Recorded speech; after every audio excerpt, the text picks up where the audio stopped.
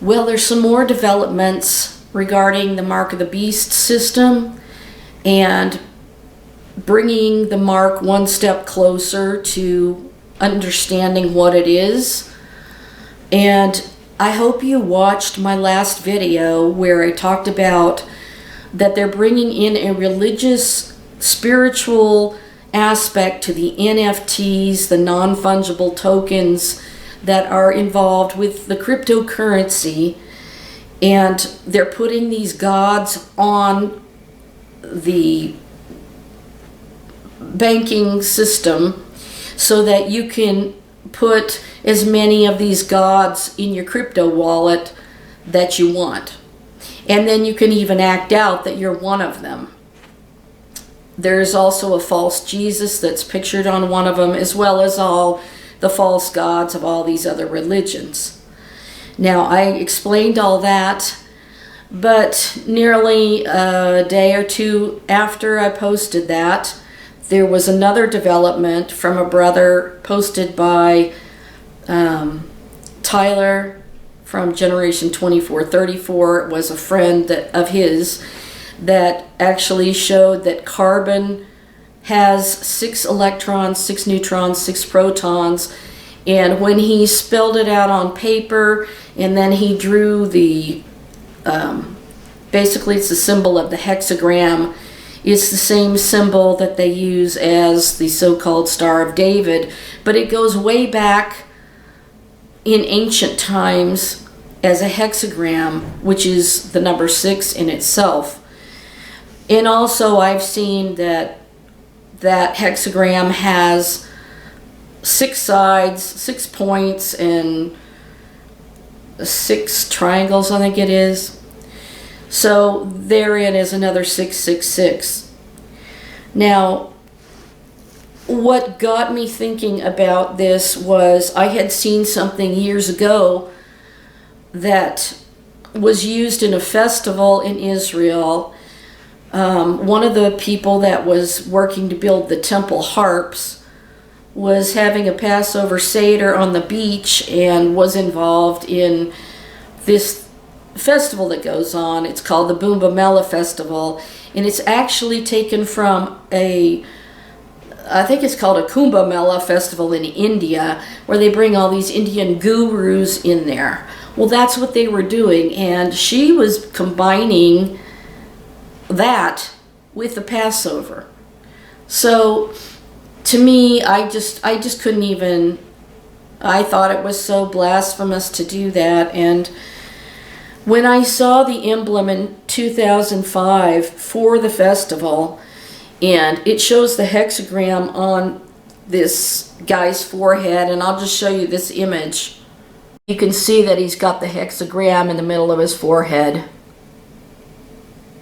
So that always bothered me. So when he posted that about carbon being the 666 element, and they also say that phosphorus represents Lucifer because he's the light bearer, and a lot of that goes into the Albert Pike, Freemasonry, Manly P. Hall, all of those people involved in Freemasonry projecting goodness from Lucifer and being deceived about who he is, saying he's different from Satan and things like that. So I began to see that these two elements are going to come together. The one with the monetary false god side as part of the mark to be allowing you to buy or sell or not, and bringing together that whole system of the beast through these labels that you'll have to label everything on earth with a carbon label. And since humans are one of the big so-called causes of the problem of the carbon, you know, they want you to calculate your carbon footprint. And what they say about humans reveals everything about the implementation of everything that they've been doing to us. And it shows that it was all about the carbon all along. I already revealed to you that the wearing of the masks is to cause you to breathe your own carbon dioxide back in instead of putting it out in the atmosphere. I revealed to you that the far left wanted us to use 1 square of toilet paper because the toilet paper is destroying the universe. So what did they do? But they took away the toilet paper and made it where it wasn't being manufactured, and it suddenly was more rare than gold. When I saw what I just was shown by the Lord, everything fell into place like a huge puzzle. And I began to see that this whole thing about only letting you drive to the store and back, or something essential and back, and then you're locked in your home, it's all about the carbon. And I'm going to read you a few things to put these pieces of the puzzle together that I believe that what he was saying about the carbon being the element that has 666, it's the number of a man, because everything, man has life because of the carbon. And I began to see some things all coming together, and I'm going to show them to you now. And I want to express what I've just done a bunch of research, and I'm realizing what they're actually doing is all part of this huge diabolical plot. Now, I knew there was a plot going on, but all the pieces weren't coming together. Can you explain why there were massive forest fires in Australia before the tyrannical government came into power? There were horrible fires in California before the tyrannical governor took over. There's been horrible fires in Colorado before our far leftist governor took over, making the mass mandates and all. So I'm seeing that it's all an organized evil.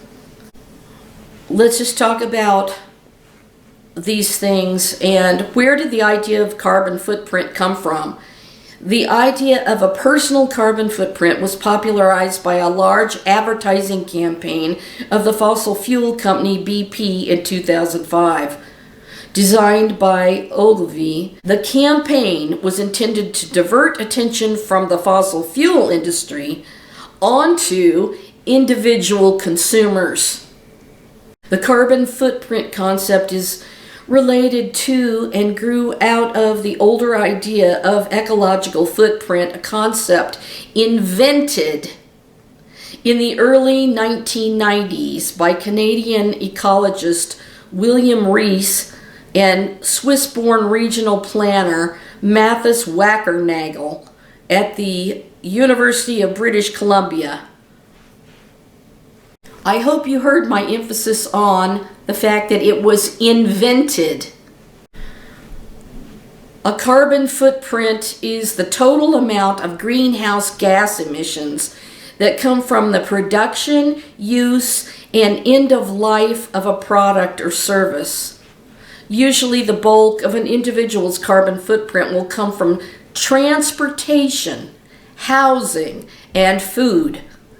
You can start the process by calculating your carbon footprint, and then they give a link.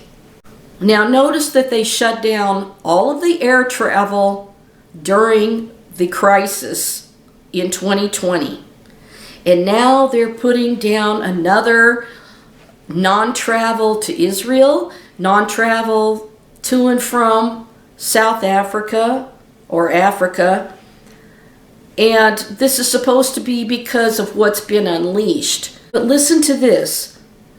One of the most effective ways to begin thinking about how to reduce your carbon footprint is to reconsider how much and how often you travel. This is not about what was unleashed. This has everything to do with their control over the carbon that you use. One of the questions people ask is, who is responsible for carbon footprint? And the answer is, human activities are responsible for almost all of the increase in greenhouse gases in the atmosphere over the last 150 years. The largest source of greenhouse gas emissions from human activities in the United States is from burning fossil fuels for electricity, which they're trying to take away, heat, and transportation, which they have taken away. And they want to take away your gas-running car. All of this has to do with the carbon issue and the greenhouse gases. But most of all, listen to that part about the gas emissions from human activities are responsible.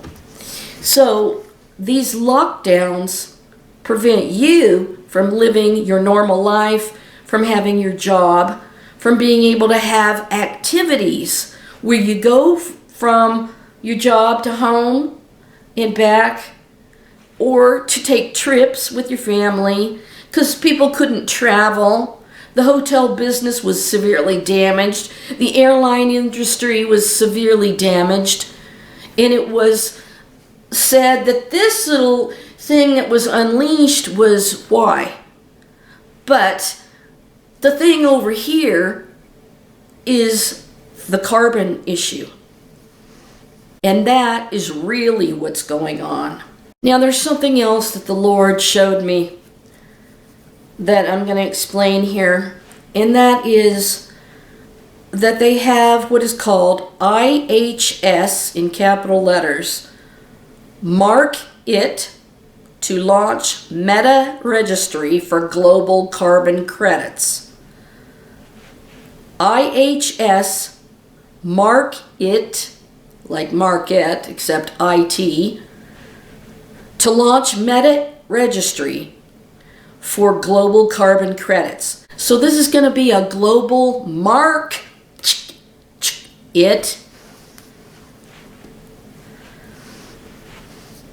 called IHS Markit to launch this meta registry for global carbon credits. And I'm repeating it because I want you to hear it. The logo is the IHS.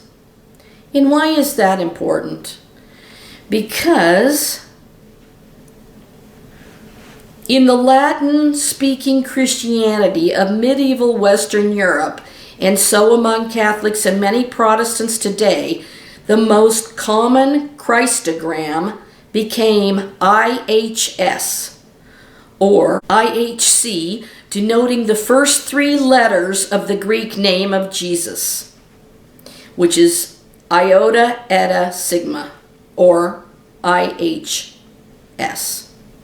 Again, we see that IHS, also IHC, a monogram or symbol for the name of Jesus, is a contraction of the Greek word for Jesus, which in Greek is spelled, and then they have all the Greek letters, and is transliterated into the Latin alphabet as Jesus or Jesus. So basically the monogram IHS, that's Greek meaning Jesus, it also stands for the fact that he's the Savior.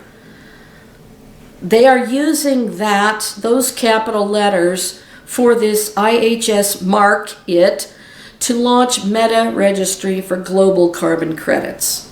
Yeah, I just want you to see the logo there, especially the one at the bottom. That is the logo that they use for Jesus. And you can see the IHS Markit that has the logo that looks like a tunnel. And down below that picture it says World Economic Forum. .org. And we know that Klaus Schwab is the one who started the World Economic Forum, and I can tell you back in the 1990s, my mom and I would look at things online pertaining to prophetic events. And the things and articles that they put forth from the WEF, World Economic Forum, they were saying things like that they were going to bring America down to the status of a third world country, and that it was going to hurt the American public, but it had to be done to make more of an equal financial situation all over the world where everybody will be on the same level. There's nothing Christian about this. There's nothing about Jesus dealing with this market. And interesting that it does use that word market, like market, but with an IT, like you're going to market. So, they want to put a carbon label on every single product that exists, and it makes sense to me that if this is how they're going to use it to control people, and humans are part of their issue with their activities, their travel, their food. Oh, wait a minute. Isn't there a supply chain issue to where certain products are not getting through so that we have certain foods and things that we want to buy, stopping our activities from being normal? Another piece of the puzzle. So seeing that connection to the IHS, the Christgram, of putting this on the carbon, tracking your carbon footprint, is really something else. Now, given all of my talks about the Pope and the Laudato Si, the 7-year plan, this logo, IHS, is used by the Jesuits, which the Pope is a Jesuit. And it says Society of Jesus Religious Order, IHS Jesuits. The Society of Jesus, also known as the Jesuits, is a religious order of the Catholic Church headquartered in Rome. It was founded by Ignatius of Loyola and 6 companions. 6.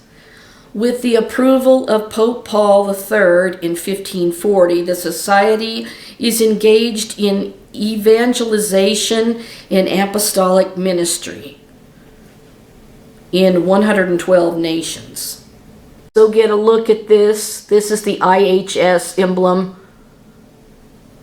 supposedly standing for Jesus, the Savior, and this is the Jesuits.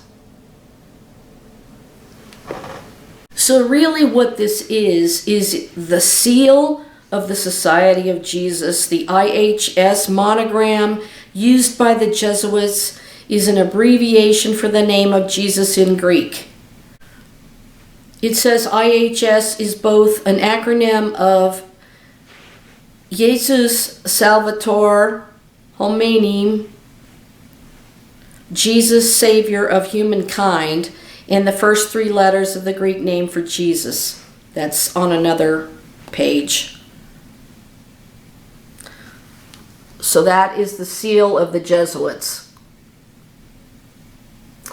And this company, IHS, are the ones that are trying to do the meta registry so that you can register to track your own carbon use and make sure that you're not using too many through your activities, your travel, your food, anything. They want to control it all. So this is what is going on worldwide. This is the truth of what they're doing by doing the lockdowns, because they don't want you to travel.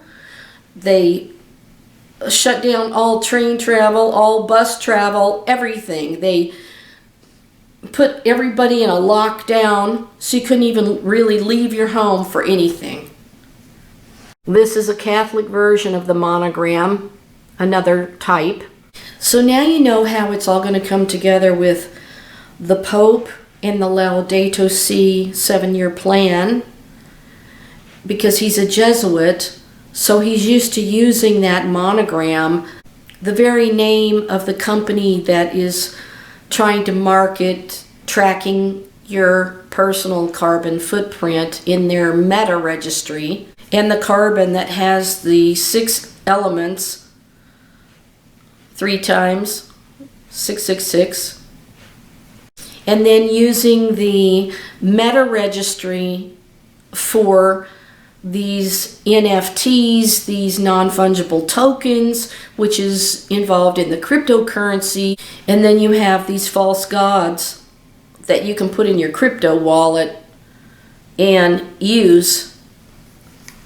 But I can definitely see all of this coming together to show that one day the Markit will be marking humans so they can track the carbon that they use for all their activities. Now, this is what they've been trying to do, is shut down all of our activities.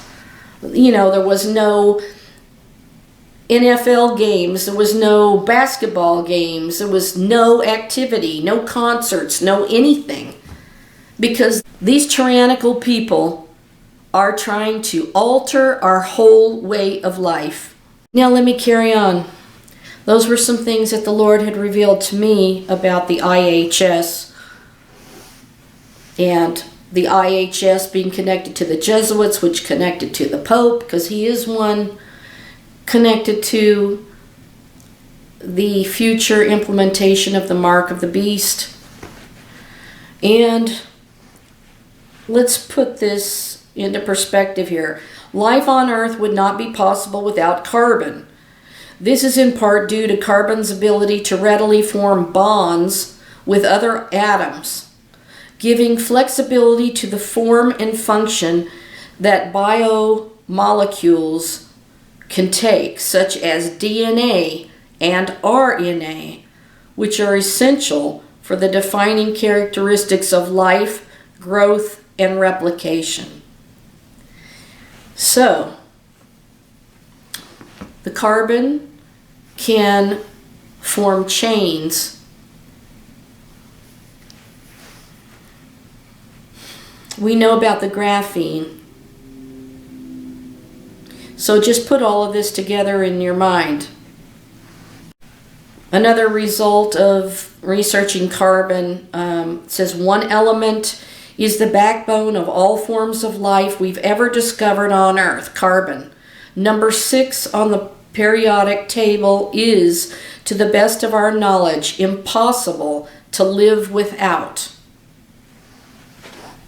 So, how much carbon is in a human body? The human body is about 65% water, so the dry mass of humans is about 0.2 billion metric tons. About 50% of the dry mass of a human is carbon. So, the carbon content of all humans is about 0.1 billion metric tons. And these are results when you type in the word carbon in the search box. When we take a breath, we pull air into our lungs that contains mostly nitrogen and oxygen. When we exhale, we breathe out mostly carbon dioxide. This process also produces carbon dioxide. The carbon dioxide produced is a waste product and needs to be removed. So, by putting the mask on, or a double mask, it keeps it from being removed. It goes back into your lungs and you repeatedly breathe it over and over and over again, getting very little fresh air. Think about the plan put in place by that. Now, I told you that the element phosphorus, they say, is connected to Lucifer because phosphorus is also in people's bodies as well, and that it means the light bringer. But listen to this. Black phosphorus looks like graphite powder and conducts electricity even though it is not a metal. The majority of phosphate rock mined in the United States comes from Florida and North Carolina. So that's really interesting about black phosphorus. Looks like graphite powder and conducts electricity. Given the fact that some new variety has just supposedly been unleashed, and they were talking about there had only been one patient and that person may or may not have had the new variety, it's interesting that they're putting all these travel bans on again and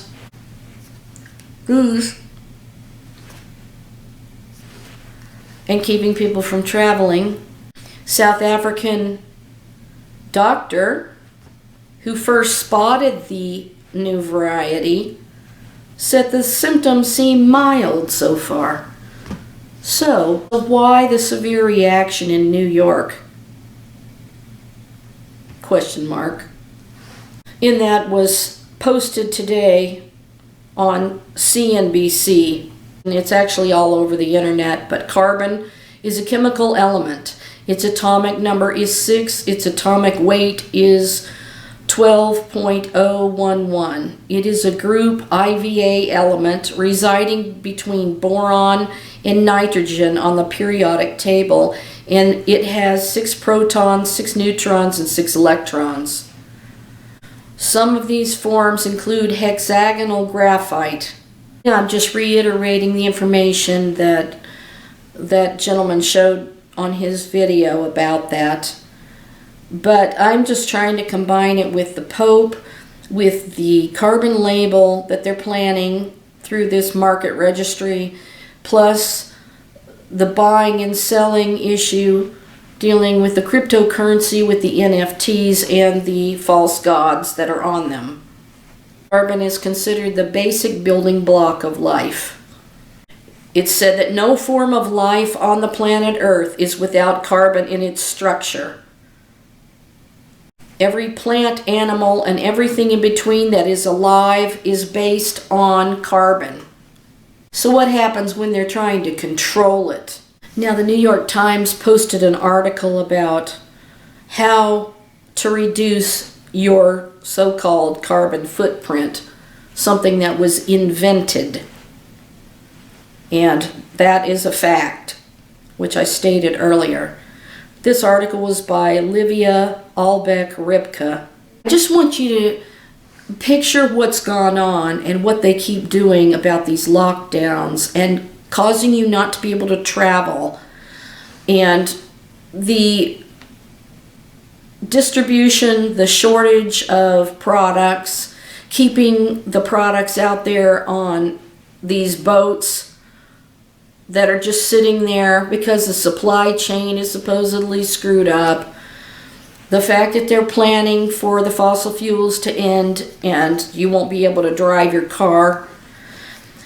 So just connect all of these things together and you'll just see what they've been doing to everybody.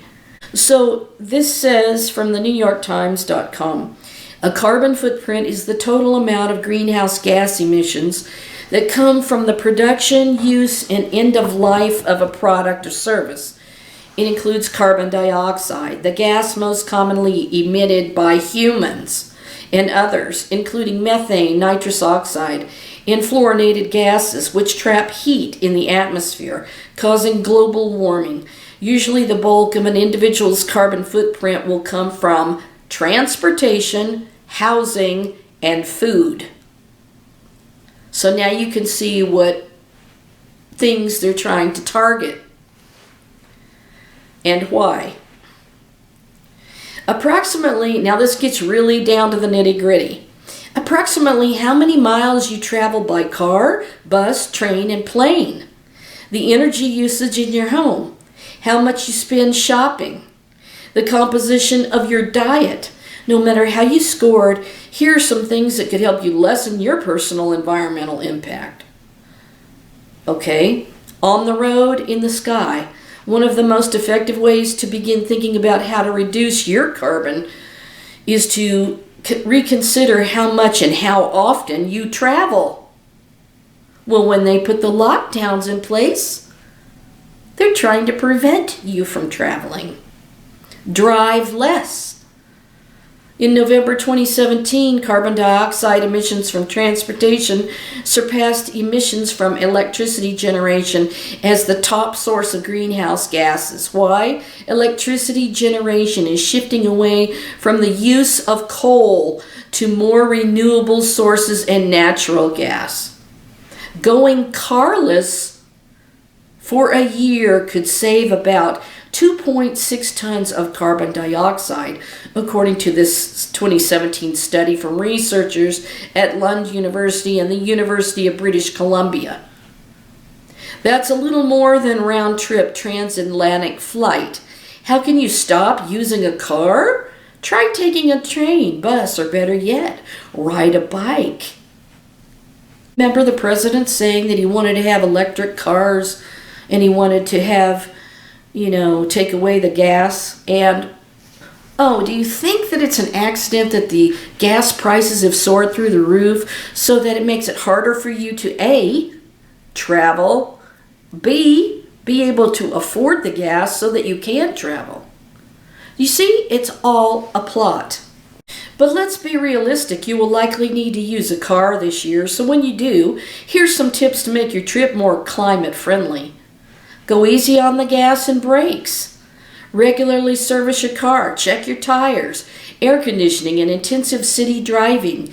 Use cruise control. Don't weigh your car down with extra things you don't need on your trip. Carpool. Buying a new car? Shopping for a new car is a great opportunity to consider how you can reduce your personal carbon. When choosing between gasoline, hybrid, and electric, there are a number of factors to take into account which will determine how clean your purchase is.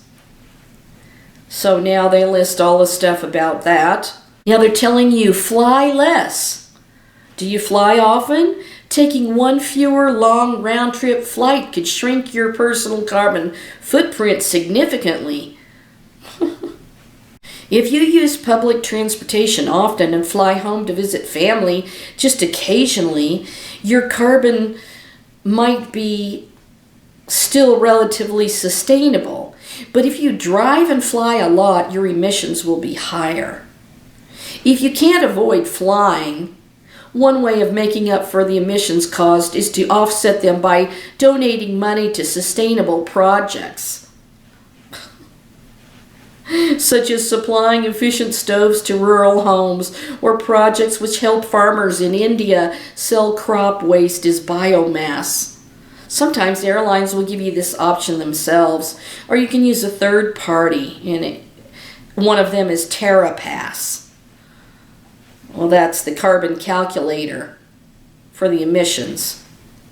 So now we're understanding why Joe Biden has let the gasoline prices skyrocket.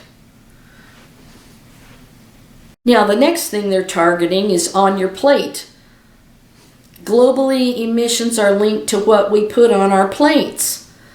Eat less meat. Of course. And there comes the connection to the lab-created meat that they want you to suddenly consume. While food systems are complicated and research is still evolving on what the most environmentally friendly diet is, experts mostly agree that cutting down on meat, and red meat in particular, is a better choice for the environment. This is because the production of red meat uses a lot of feed, water, and land. Cows themselves also give off methane emissions, a harmful greenhouse gas. For that reason, this is why they've been pushing the vegan diet. Do you understand? They've been brainwashing on television, telling us what to eat and not eat. And remember, all these people came out and said eating red meat is bad for you. And yet our ancestors ate red meat and they did just fine. And there's people that have certain diseases that need to eat red meat. Okay, now they go on and on. Red meat can have up to 100 times the environmental impact of plant-based food. According to some estimates, beef gives off more than 6 pounds of carbon dioxide per serving.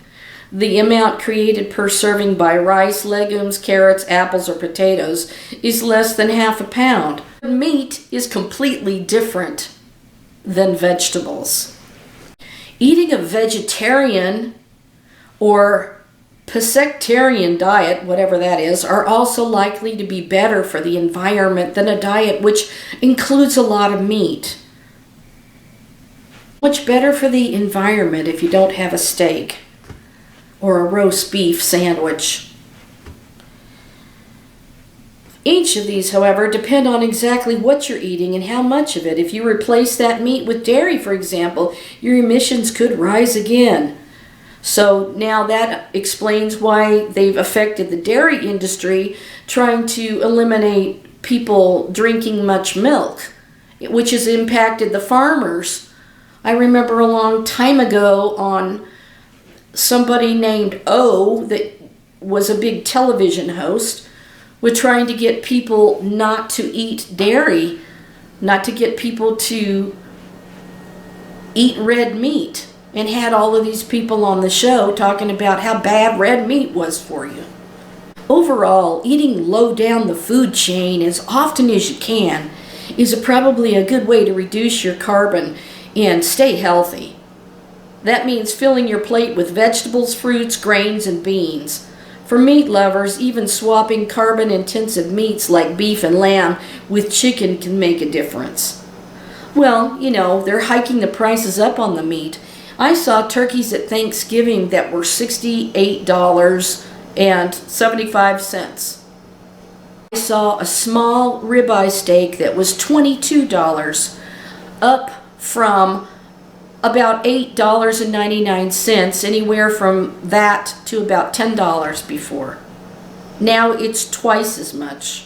Why did they raise the prices on the meat? Because they don't want you to eat it. Oh, the transportation you take to get your tomatoes and bring them home also matters. Eating only locally grown food for 1 year could save the greenhouse gas equivalent of driving 1,000 miles. But eating just one vegetarian meal a week for a year saves 160 miles more than that, according to one study from Carnegie Mellon. So you're better off shifting to low-impact plant-based foods. So that's why we're seeing all of those plant-based food labels in our grocery stores all of a sudden. Now, they tell you to waste less. This is a big one. On average, Americans waste around 40% of the food they buy. And they have simple solutions to lower your food waste. Organize your refrigerator regularly to check on what you already have. And make a grocery list. Be wary of bulk. They're telling you to plan. Don't cook more than you can eat. Reuse leftovers. Freeze your stuff. Take a doggy bag. Let's move on to how they want to affect heat, lights, and appliances. Now remember back when the expert Al Gore, the inventor of the internet, remember when he took away the light bulbs and replaced them with these horrible things? Okay, well, it says heat, lights, and appliances are another target of theirs. In the average American home, 25% of energy is used to heat spaces. Okay, so 13% is used to heat water, 11% is used for cooling, and the remainder is spent on appliances, according to estimates from Natural Resources Defense Council. Making even small changes to these can make a big difference. Okay, so now remember they have the efficiency refrigerators that they've had out for quite a few years. I would say probably at least 10 years they've had those, and they've been implementing that. So this whole thing is just slowly and surely being put in place till they get to their final destination. Here's what they want you to do. They want you to turn down the heat. They want you to use their smart thermostat, if you have one. And keep your blinds closed to keep the temperature stable inside. Turn down your water heater. Turn off lights and appliances when you're not using them. Turn off appliances at the power outlet to reduce even more energy. Put them to sleep is second best. Stream movies through your smart TV, not through your game console. Buy a laptop, not a desktop computer, because they take less energy to charge and run. Replace lights. LED lights use up to 85% less energy. So that could be why we have these horrible LED lights in automobiles now that blind the heck out of your eyes when they're coming at you. And if you have any kind of cataract issue like I do, oh my gosh, it just blinds you so you cannot see where you're going. Don't set your fridge or freezer temperatures lower than necessary. Choose renewables. Replace your old refrigerators. And look for the Energy Star symbol when you buy a new appliance. Then they want you to recycle all the trash, of course. So that's why they've implemented those laws to where you have recycling bins. You know, it gives you all of these regulations. Look for the number inside a triangle on the bottom of plastic containers. Empty and rinse your food containers before putting them in the recycle bin. Recycle paper and steel and tin cans before throwing away. Can I reuse or repair this? Donate working electronics. Recycle broken electronics. Collect dry cell batteries. Contact your local car dealer. Don't put non-recyclables in recycling bin. Then they want you to make your home more energy efficient, which they've been doing for years and years. You know, insulating, sealing your home well, install a cool roof, plant shrubs and trees around your home. Look into incentives, check the energy efficiency rating. Okay, so now we're going to move on to the control of your thermostat and all of that. You know, they don't want you to be able to heat your house any higher than a certain number. And someday I think that they will completely be able to control your thermostat. So now the supply chain has been hindered with all of these barges loaded with supplies of all kinds, you know, goods that you can buy. So here's the next thing they're targeting: what you buy. Buying less is the first step.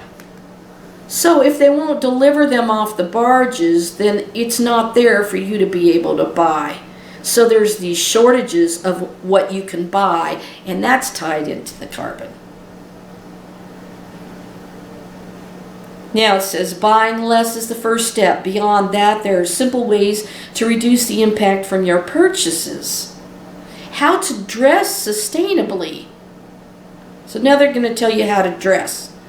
According to the World Resources Institute, 20 items of clothing are manufactured per person per year. This is because of fast fashion clothes that are produced quickly, cheaply, and unsustainably. As the price of our clothes drops, the environment and human costs increase. Here's some tips to minimize your impact when you purchase clothing. Look for a fair trade or similar logo, which tells you that your clothes are made sustainably. Shop vintage. You'll be saving money. So they want you to go to the Goodwill and buy your clothes. Let's explain why a lot of the mom and pop clothing stores have gone out of business so that we can't buy clothes. I noticed that for many years that there were very few stores that were selling clothes. And the colors became the colors of Marxism. Ask yourself, how many times will I wear this? Consider the fabric. Different fabrics have different environmental impacts, so it's something to take into consideration. Think wool over synthetics. That I agree with. You know, any kind of natural thing like cotton is much better than any kind of man-made synthetic clothing. But of course, they're hauling all of these clothes in from China, you know, places like Walmart, and you know, people are getting plantar fasciitis from having their shoes that are all made in China. And they used to sell shoes from Brazil and Italy, and those shoes never caused people foot pain. But there's a link to how cheaply this stuff is made and the impact it's having on humans' health issues with their feet. Donate your old clothes. Okay, well, that's typical. You shop for more than just clothes. So whatever you're shopping for, groceries, home goods, toys, and whatever else, there are always ways to take the climate into account. Take a reusable bag to the store. Now, they've been doing that here for a long time, where they don't supply you a bag. You know, you can go get a cardboard box, and then you've got the problem of, what do I do with that when I get it home? Instead of just having a simple bag. Skip the packaging. Invest in quality products that last. Buy carbon offsets. Then they're talking about what you do. In addition to changing your day-to-day habits, exercising your rights as a citizen is one of the most significant things you can do to help the planet. Know your facts. Understand the science of the climate issue. Will help you talk to your family, friends, and local representatives about the issue with confidence.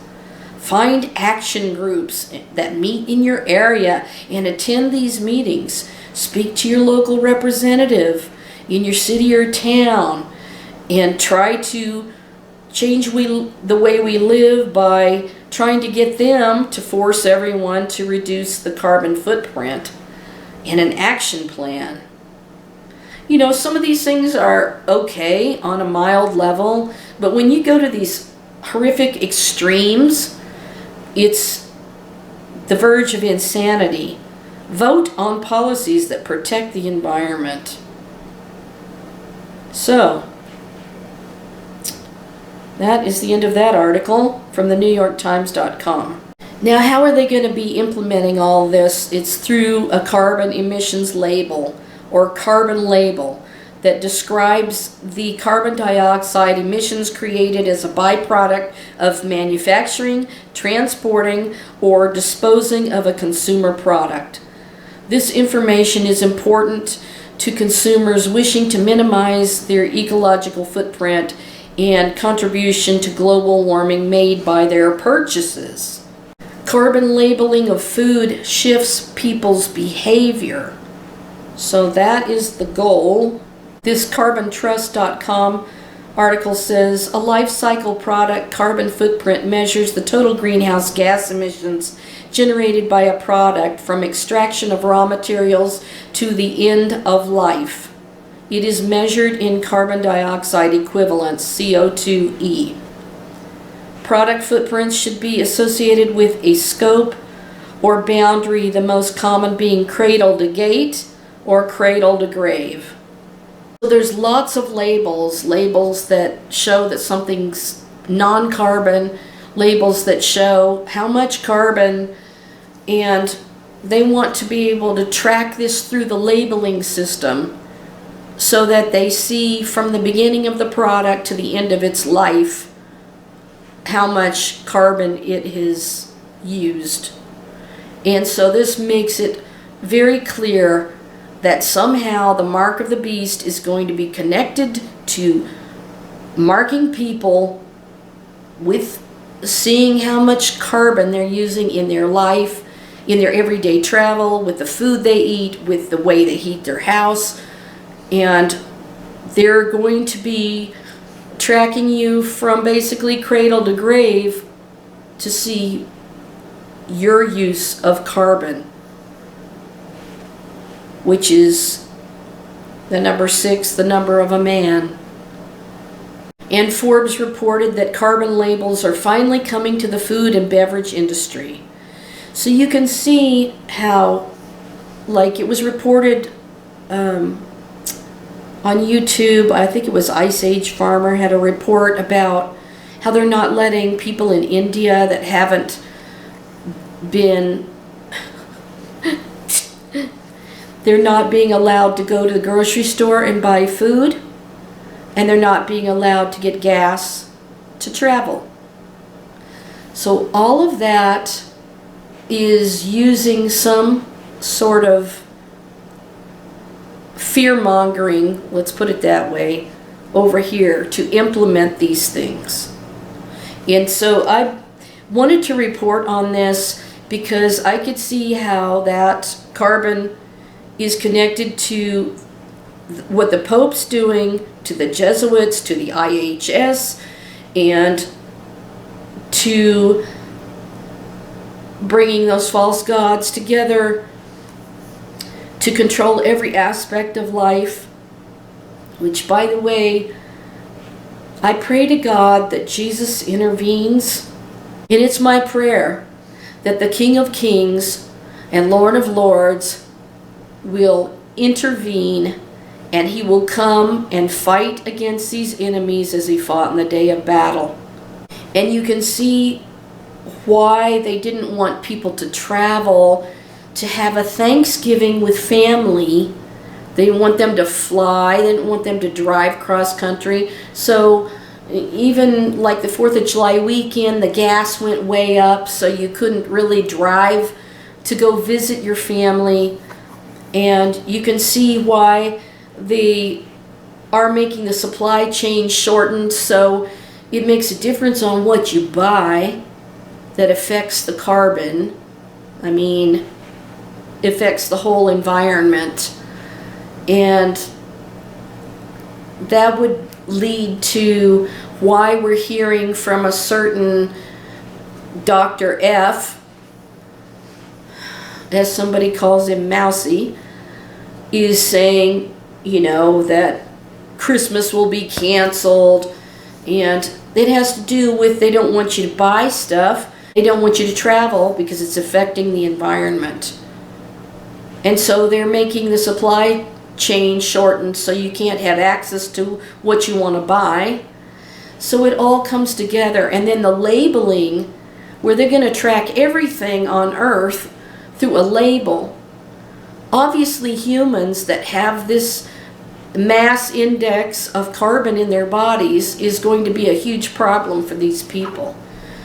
So that explains why they're doing everything that they're doing, and this is just putting all the pieces of the puzzle together into one, and then not allowing people to buy or sell unless they have this mark